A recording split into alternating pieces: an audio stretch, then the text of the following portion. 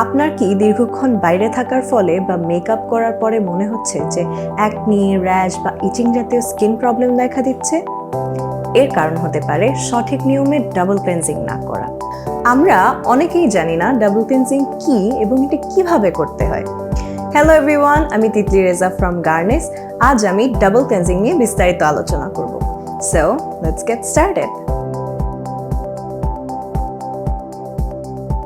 প্রথমেই জেনে নেই ডাবল ক্লেনজিং কি। ডাবল ক্লেনজিং কথাটি শুনেই বোঝা যাচ্ছে এটি একটি 2 ধাপের ক্লেনজিং প্রসেস যা আমাদের স্কিনকে ডিপ ক্লিন করতে সাহায্য করে। ধুলো, ময়লা বা পলিউশন থেকে জমা ক্ষতিকর পদার্থ বা বিভিন্ন মেকআপ প্রোডাক্ট ব্যবহারের ফলে আমাদের স্কিনের পোরসগুলো আটকে যায়, যার ফলে স্কিনে নানা ধরনের প্রবলেম দেখা যায়। রেগুলার ক্লেনজিং বা নর্মাল ফেস ওয়াশ, ক্লেনজার আমাদের ত্বকের গভীর থেকে এসব ময়লা দূর করতে পারে না, তাই অবশ্যই আমাদের ডাবল ক্লেনজিং করতে হবে। এবার জেনে নেই ডাবল ক্লেনজিং কিভাবে করব।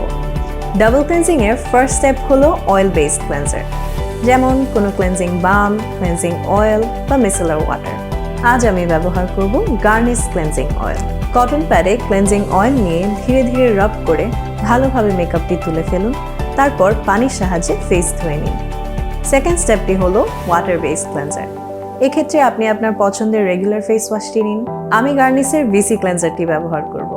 ভিসি ক্লেনজারটিতে একটি সফট সিলিকন ব্রাশ থাকায় অন্যান্য ফেস ওয়াশের থেকে স্কিনকে আরও ডিপলি ক্লিন করে। ব্রাশের সাহায্যে ভালোভাবে ম্যাসাজ করে পানি দিয়ে মুখটি ধুয়ে ফেলুন, এরপর একটি পরিষ্কার সফট টাওয়েল দিয়ে মুখ মুছে নিন। তো এই ছিল ডাবল ক্লেনজিং এর প্রসেস। আশা করি আপনারা কেউ এখন থেকে ডাবল ক্লেনজিং করতে ভুলবেন না।